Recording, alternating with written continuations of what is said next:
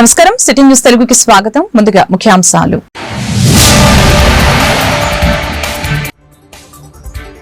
ధాన్యం కొనుగోలుపై CM Chandrababu video conference ద్వారా సమీక్ష. మిల్లర్ల కారణంగా రైతులు ఇబ్బందులు పడకూడదని వెల్లడి. చివరి గింజ వరకు కొనుగోలు చేయాలని అధికారులకి ఆదేశం.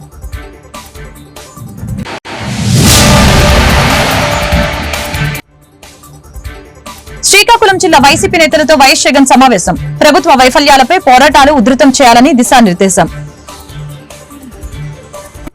ధాన్యం కొనుగోలులో రాష్ట్రంలో ఏ ఒక్క రైతు కూడా ఇబ్బంది పడకూడదని, ఎక్కడ సమస్యలు తలెత్తకుండా కొనుగోలు ప్రక్రియ పూర్తి చేయాలని ముఖ్యమంత్రి చంద్రబాబు నాయుడు అధికారుల్ని ఆదేశించడం జరిగింది.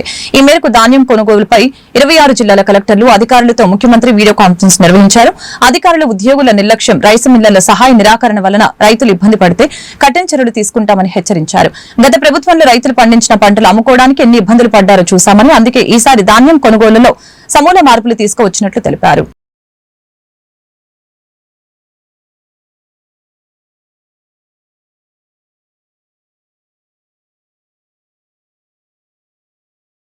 వైఎస్ఆర్సీపీ అధినేత మాజీ ముఖ్యమంత్రి వైఎస్ జగన్మోహన్ రెడ్డి శ్రీకాకుళం జిల్లా పార్టీ నేతలతో సమావేశమయ్యారు. తాడేపల్లిలోని కార్యాలయంలో పార్టీ నేతలతో వైఎస్ జగన్ సమావేశం నిర్వహించారు.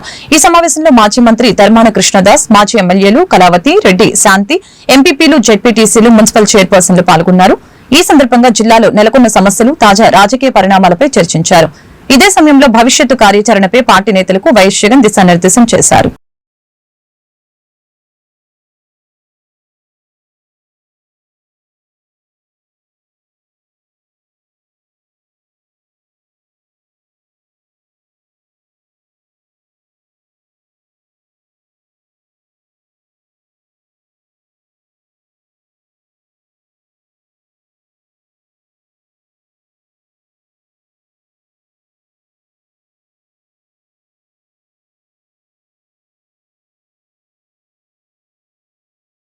శ్రీహరికోట నుంచి మన అంతరిక్ష పరిశోధన సంస్థ ఇస్రో ప్రయోగించిన PSLV-C-59 రాకెట్ నింగిలోకి దూసుకువెళ్లింది. అనుకున్న సమయానికి 4.04 నిమిషాలకి ప్రయోగం జరిగింది. యూరోపియన్ స్పేస్ ఏజెన్సీ రూపొందించిన ప్రోబా ఉపగ్రహాన్ని PSLV-2 59 అంతరిక్షంలోకి మోసుకువెళ్లనుంది. నిన్ననే ఈ ప్రయోగం జరగాల్సి ఉండగా చివరి నిమిషంలో సాంకేతిక సమస్య గుర్తింపుతో ఇవాళ్టికి వాయిదా పడింది. కృత్రిమ సూర్యగ్రహణాన్ని సృష్టించేందుకు, సూర్యుని బాహ్య వలయం కరోనాని అధ్యయనం చేసేందుకు ఈ ప్రయోగం నిర్వహించారు. 7, 6, 5, 4, 3, 2, 1, 0.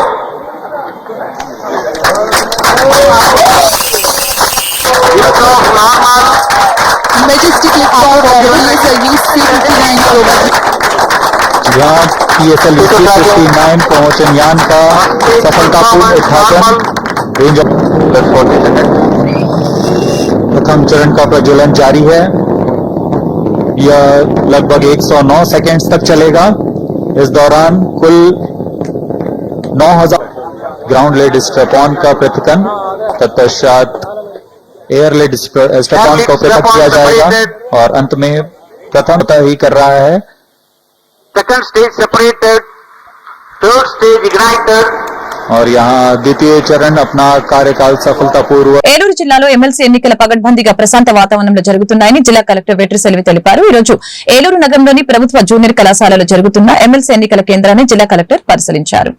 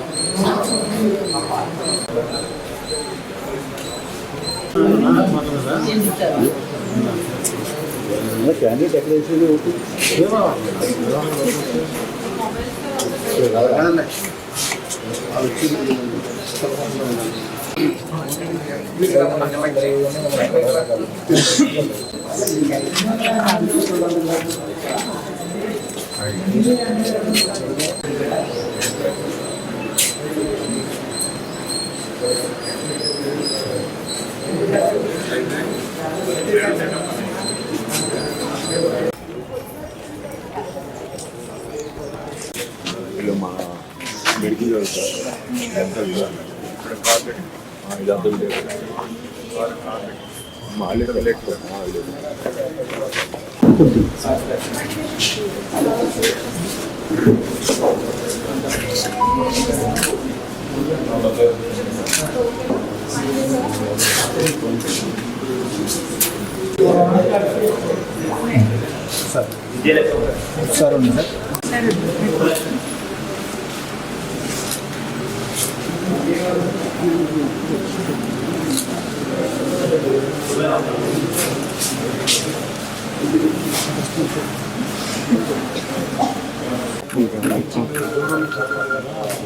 మూడు కంపార్ట్మెంట్స్ పెట్టారు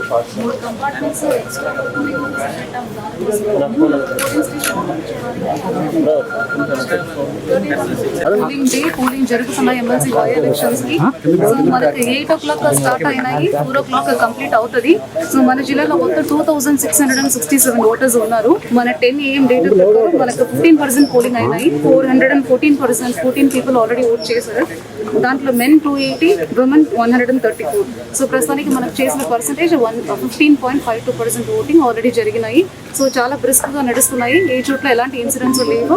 సో వాళ్ళకి కావాల్సిన ఫెసిలిటీస్ వాటర్ కానీ, మెడికల్ క్యాంప్ కానీ, టాయిలెట్స్ కానీ కూడా ఏర్పాటు చేయడం జరిగింది. ఏలూరులోని కోటదిబ్బలో కూడా ప్రభుత్వ జూనియర్ కళాశాలలో జరుగుతున్న ఎమ్మెల్సీ పోలింగ్ కేంద్రాన్ని జిల్లా అడిషనల్ ఎస్పీ నక్కా సూర్యచంద్రరావు పరిశీలించారు. ఈ సందర్భంగా ఆయన మీడియాతో మాట్లాడారు.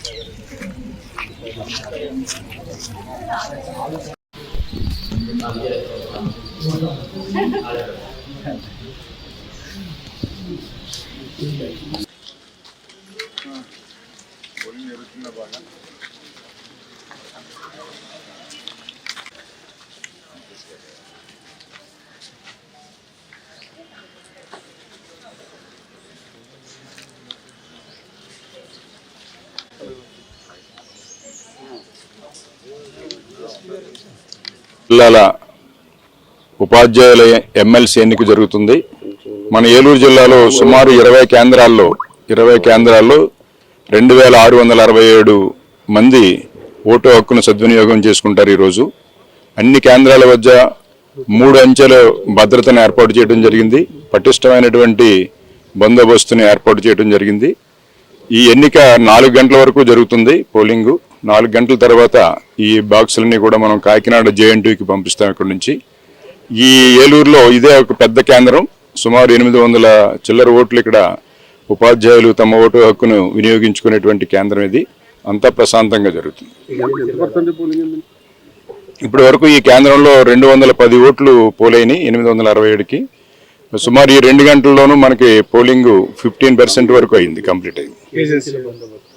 ఏజెన్సీలో మనకి అక్కడ పోలవరం డిఎస్పీ గారు, అలాగే జంగారెడ్డిగూడెం డిఎస్పీ గారు వారిద్దరి పర్యవేక్షణలో జరుగుతుంది. అక్కడ సుమారు 10 అక్కడ ఏజెన్సీ ఏరియాలో 7 పోలింగ్ కేంద్రాలు ఉన్నాయి. మనకి 7 పోలింగ్ కేంద్రాల్లో కూడా సిఐని అక్కడ. ఏలూరు జిల్లా ద్వారకా తిరుమల మండలంలో ఎమ్మెల్సీ ఎన్నికల పోలింగ్ ప్రక్రియ ఉదయం 8 గంటల నుంచి ప్రారంభమైంది. ఈ మండలంలో మొత్తం 69 ఓటర్లు ఉండగా ఇప్పటి వరకు 19 మంది తమ ఓటు హక్కును వినియోగించుకున్నారు. పోలింగ్ కేంద్రాలలో ఏ విధమైన అవాంఛనీయ సంఘటనలు జరగకుండా అధికారులు కఠినమైన ఏర్పాట్లు చేసినట్లు సమాచారం.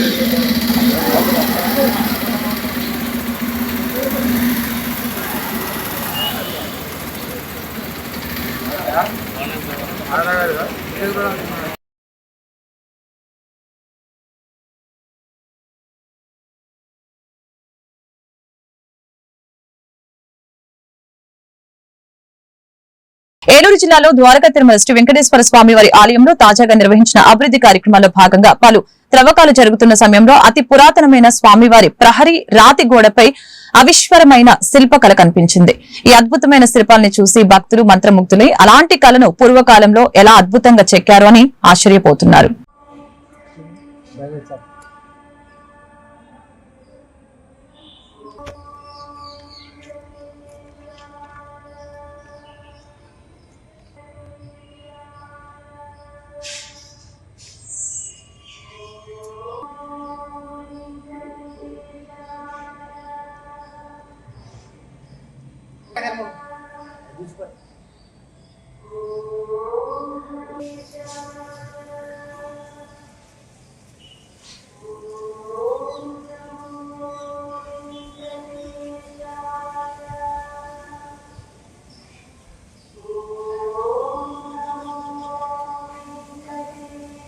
ఏలూరు జిల్లా ద్వారకా తిరుమలలోని శ్రీ వల్లి దేవసేన సమేత శ్రీ సుబ్రహ్మణ్యేశ్వర స్వామి వారి దేవాలయంలో సుబ్రహ్మణ్య షష్ఠి ఉత్సవాలు 4 నుంచి 10 వరకు జరుగుతుండగా తొలి రోజు స్వామివారిని మరియు అమ్మవార్లని పెళ్లి కుమారుడు పెళ్లి కూతుళ్లుగా చేయడం జరిగింది. ఈ ఉత్సవం దైవ దర్శనంతో పాటు అనేక పూజా కార్యక్రమాలు, భక్తి కార్యక్రమాలు, ప్రత్యేక అర్చనలు, హోమాలు నిర్వహించడం ద్వారా భక్తుల మనస్సులో ఆధ్యాత్మిక ఉత్సవాన్ని పెంచే కార్యక్రమాలు జరుగుతాయి.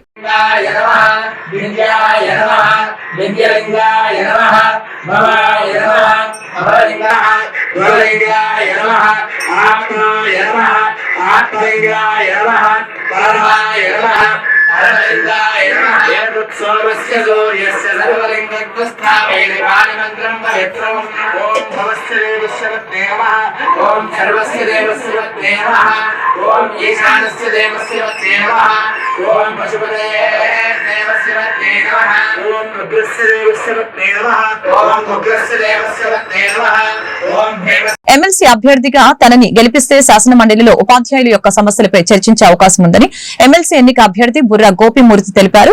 ఎమ్మెల్సీ ఎన్నికల సందర్భంగా ఏలూరు నగరంలో ఉన్న ప్రభుత్వ జూనియర్ కళాశాలలో అభ్యర్థి ఓటింగ్ సరళిని పరిశీలించారు. అనంతరం గోపిమూర్తి విలేకరులతో మాట్లాడారు.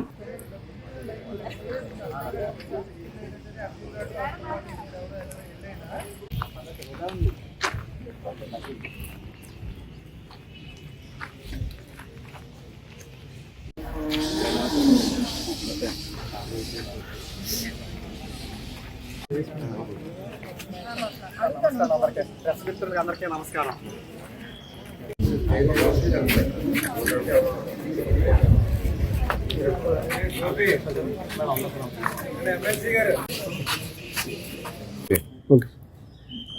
నా పేరు బొర్రా గోపిమూర్తి. ఉభయ గోదావరి జిల్లాల ఉపాధ్యాయ నియోజకవర్గానికి పీడీఎఫ్ ఎమ్మెల్సీ అభ్యర్థిగా పోటీ చేస్తా ఉన్నాను. ఈ రోజున ఎన్నికలు జరుగుతూ ఉన్నాయి. ఈ 2 జిల్లాలో ఉపాధ్యాయ అధ్యాపకులు పెద్ద ఎత్తున వచ్చి ఓట్లు వేస్తున్నటువంటి పరిస్థితి ఉంది. ఈ సరళి చూస్తూ ఉంటే నన్ను ఈ 2 జిల్లాల ఉపాధ్యాయ అధ్యాపకులు పెద్ద ఎత్తున ఆదరణ చూపిస్తూ ఉన్నారు. అంతేకాదు రేపు 9వ తారీఖున జరిగే కౌంటింగ్లో ఈ సరళిని బట్టి మొదటి ప్రాధాన్యత ఓటుతోనే గెలుస్తామనే ధీమాను కూడా నేను వ్యక్తం చేస్తూ ఉన్నాను. ఇప్పుడు వేసినటువంటి ఓటర్సే కాకుండా ఇంకా మిగిలినటువంటి ఓటర్స్ కూడా వెంటనే వచ్చి మీ ఏదైతే ఓటు చాలా అమూల్యమైనటువంటి ఓటుని వినియోగించుకుని నన్ను ఆదరించాలని చెప్పి నాకు ప్రథమ ప్రాధాన్యత ఓటు కూడా వేయాలని చెప్పి కూడా రిమైనింగ్ ఓటర్స్ను కూడా కోరుతా ఉన్నాను. ఇప్పటి వరకు నేను ఉపాధ్యాయ సంఘ నాయకుడిగా ఉపాధ్యాయులకి నేను వాళ్ళ రంగానికి సంబంధించినటువంటి ఉద్యమాల్లో పాల్గొని వాళ్ళ సమస్యల పోరాటం కోసం అనేక ఉద్యమాలు చేసినటువంటి నేపథ్యం. ఏదైతే ఇప్పుడు ఈ ఉపాధ్యాయ అధ్యాపకులు ఆదరణతో ఆశీర్వాదంతో శాసన మండలికి ఎన్నికైన తర్వాత నేను పొలిటికల్ రిప్రజెంటేటివ్ని అవుతాను. సో ఉపాధ్యాయుల ఉద్యోగుల అధ్యాపకుల సమస్యల పరిష్కారంతో పాటు సమాజంలో ఉన్నటువంటి అనేక వర్గాలకు సంబంధించినటువంటి శ్రామిక వర్గాల యొక్క సమస్యల్ని, ప్రజల యొక్క వాయిస్ని శాసన మండలిలో వినిపిస్తానని కూడా ఈ సందర్భంగా తెలియజేస్తా ఉన్నాను. ఈ రోజున విద్యారంగంలో ఉపాధ్యాయుడు స్వేచ్ఛాయుతమైనటువంటి వాతావరణంలో పిల్లగాడికి పాఠం చెప్పుకునే పరిస్థితి లేకుండా ఈ రోజున అంతర్జాల కబంధ హస్తాల్లో బంధించేసి వాళ్ళని స్వేచ్ఛ లేకుండా చేస్తున్నటువంటి పరిస్థితి ఉంది. వాళ్ళని స్వేచ్ఛాయుతమైన వాతావరణంలో బోధన చేసే విధంగా చేయాలని చెప్పి కూడా ప్రభుత్వం మీద ఒత్తిడి తీసుకొస్తాను. అంతేకాకుండా ఏదైతే పిఆర్సీ, డిఏ, ఐఆర్లో ఆర్థిక బకాయిలు చెల్లించాలని చెప్పి ఈ రోజున ప్రైవేటు విద్యారంగంలో పనిచేస్తున్నటువంటి ఉపాధ్యాయ అధ్యాపకులకి వారి ఉద్యోగ భద్రత లేకుండా సరైనటువంటి జీతాలు లేనటువంటి పరిస్థితి ఉంది. కనీసంగా ప్రభుత్వం నుంచి ఎంతో కొంత బడ్జెట్ ని వాళ్ళకి విడుదల చేసి ఇన్సూరెన్స్ పథకాన్ని లేదంటే ఒక హెల్త్ కార్డునైనా ఇవ్వాలని చెప్పి ఈ రోజు ప్రభుత్వం మీద ఒత్తిడి తీసుకొస్తా ఉన్నాం. ఎయిడెడ్ కళాశాలలో, పాఠశాలలో పనిచేస్తున్న అన్ఎయిడెడ్ సిబ్బందికి మినిమం టైం స్కేల్ ఇచ్చి వాళ్ళ ఉద్యోగ భద్రత ఇవ్వాలని చెప్పి చేసే విధంగా ప్రభుత్వం ప్రయత్నం చేయాలని చెప్పి, అదేవిధంగా ఈ రోజున ప్రభుత్వ కళాశాలలో పనిచేస్తున్నటువంటి కాంట్రాక్ట్ లెక్చరర్స్ కి రాష్ట్రంలో ఏపీఎస్ఆర్టీసీ నుంచి ప్రజలకి మెరుగైన సేవలు అందించేందుకు, అంతేకాకుండా అన్ని బస్టాండ్ ప్రాంగణాల్లో మౌలిక వసతులు కల్పించే దిశగా ప్రభుత్వం పనిచేస్తుందని Vijayawada zone APSRTC chairman Reddy Appalanaidu తెలిపారు. ముందుగా ఏలూరులోని కొత్త బస్టాండ్ లో ప్రయాణికులు అందుకున్న మౌలిక సదుపాయాల గురించి ప్రజా రవాణా శాఖ అధికారి వరప్రసాద్ తో కలిసి అనంతరం ప్రజా రవాణా శాఖ అధికారి కార్యాలయంలో ఈరోజు విలేకరుల సమావేశం జరిగింది. ఈ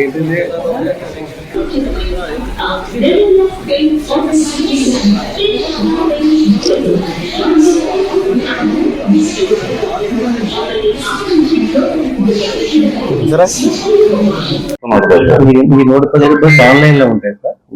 డిమాండ్ పెరిగితే అవసరం మీద పెంచుతాం సార్. అప్పుడు అవునా పెట్టి తీసుకోవడం కానీ అయితే నార్మల్ పేరు మీద తీసుకోవాలి.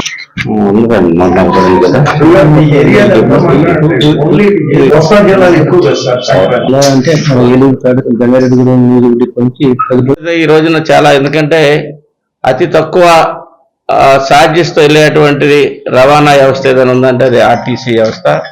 మనం చూసినట్లయితే ఒకటి ఆర్టీసీ, మరి నేషనల్ వేడిగా ఉండేది రైల్వే.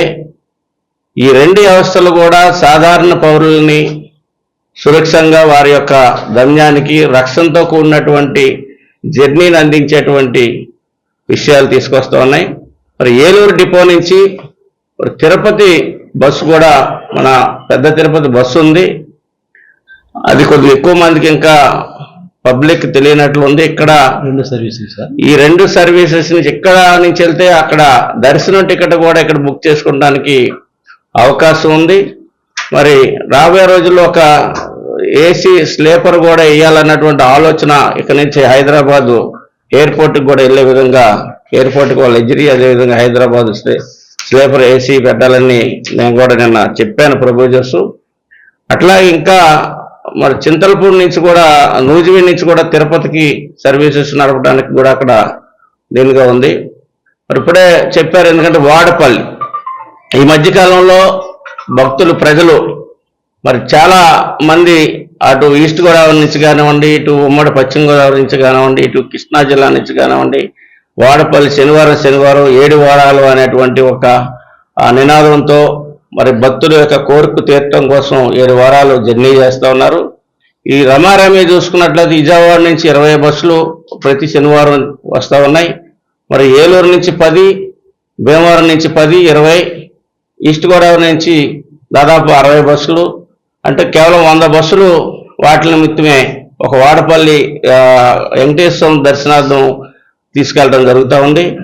అదేవిధంగా సంక్రాంతి వచ్చిందంటే మన ఉభయ గోదావరి జిల్లాలు కానివ్వండి, కోస్తాంధ్ర కానివ్వండి, ఇవన్నీ కూడా హైదరాబాద్ నుంచి చాలా ఎక్కువ మంది ప్రయాణం చేసేటువంటి పరిస్థితి మనకు ఉంది.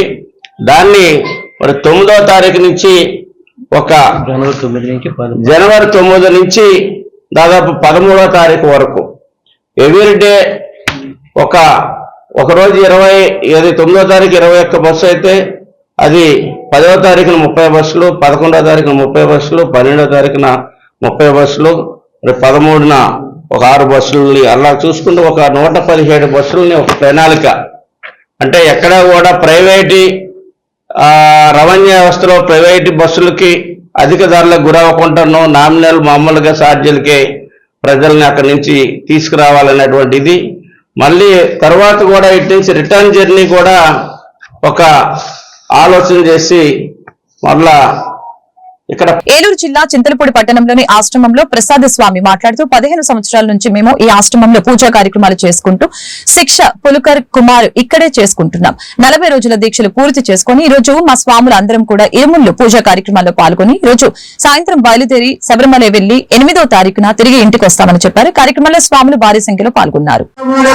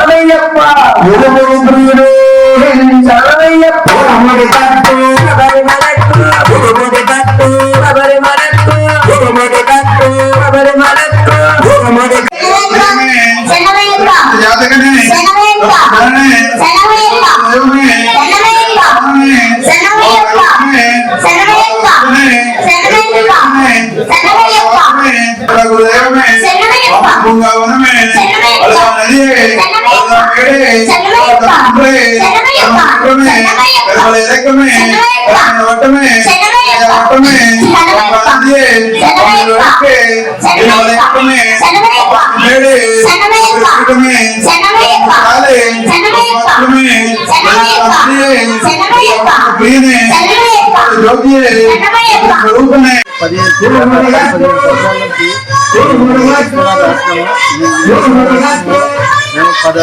ప్రతి సంవత్సరం మాలధారణ చేస్తున్నామండి. ఇక్కడ మాలధారణ చేస్తూ అయితే మిగతా అన్ని దేవుళ్ళు అన్ని విధాలు ఎలా ఉన్నా స్వామి మాలకి చాలా ఈ మాల అంటే కారణం ఇది దీని గొప్ప ఈ నియమాలు ఇన్ని 40 రోజులు దీక్ష 40 రోజులు చేసి ఎలాంటి సరే మానసికంగా ముఖ్య ఉద్దేశం శరీరంలో దాన్ని ఎక్కామంటే మనం ఫిట్నెస్ గా ఉండడం ఇది ఇలా ఇంకా ముందు సంవత్సరాలు బాగా ఇలాంటి బాగా జరగాలని ఏలూరు నియోజకవర్గంలో ఇతర పార్టీల నుంచి జనసేన పార్టీలోకి 20 మందికి పైగా జాయిన్ అయ్యారని ఏలూరు నియోజకవర్గ Janasena party incharge Vijayawada zone APSRTC chairman Reddy Appalanaidu తెలిపారు. ఈరోజు పార్టీ కార్యాలయంలో నగరానికి చెందిన షేక్ ఫరీద్ కాసిం ఆధ్వర్యంలో ఏసవ్ బుజ్జి నాగరాజు ధనరాజు తదితర నాయకులు 20 మందికి పైగా జనసేన పార్టీలోకి కండువాలు కప్పి ఆహ్వానించడం జరిగింది.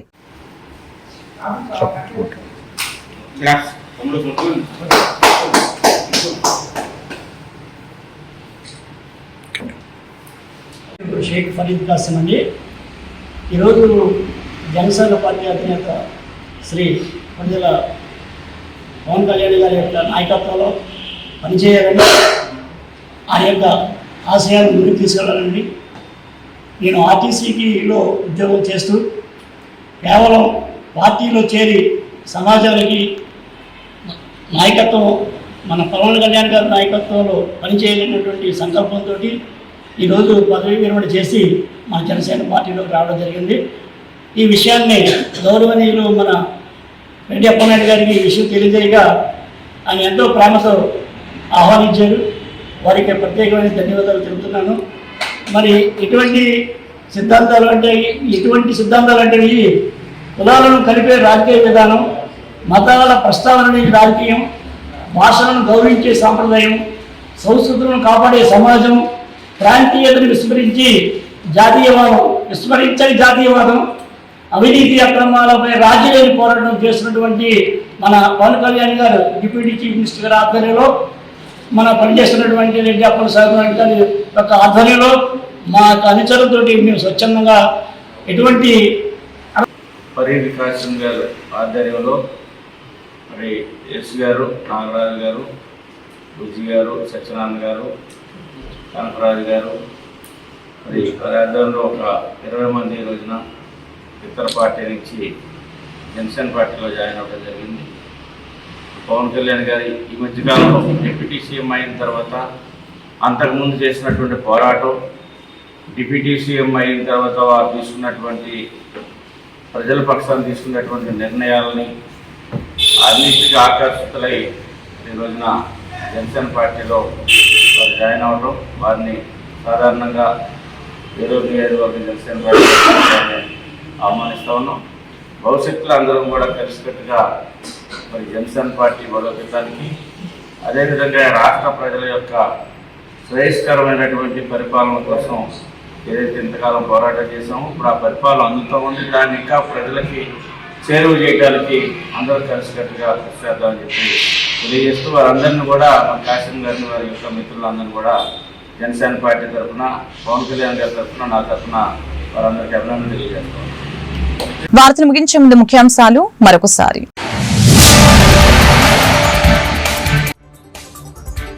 ధాన్యం కొనుగోలుపై సీఎం చంద్రబాబు వీడియో కాన్ఫరెన్స్ ద్వారా సమీక్ష.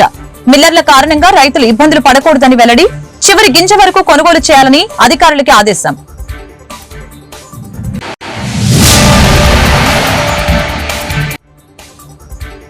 శ్రీకాకుళం జిల్లా వైసీపీ నేతలతో వైఎస్ జగన్ సమావేశం. ప్రభుత్వ వైఫల్యాలపై పోరాటాలు ఉధృతం చేయాలని దిశానిర్దేశం.